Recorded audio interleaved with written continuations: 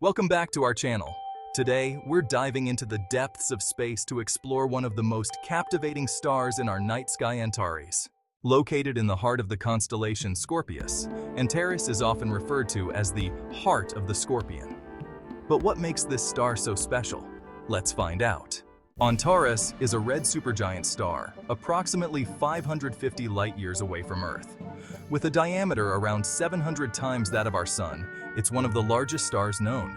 Its distinctive reddish hue comes from its cooler surface temperature, which is around 3,200 degrees Celsius.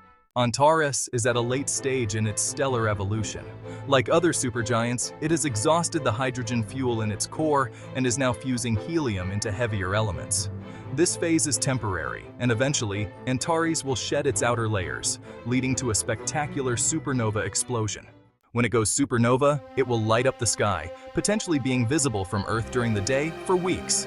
This event will contribute to the cosmic recycling of materials, enriching the surrounding space with elements necessary for forming new stars and planets. Antares is also a binary star system, meaning it has a companion star, Antares B. This smaller, blue-white star orbits Antares and is a fascinating subject for astronomers studying stellar interactions. For stargazers, Antares is a must-see.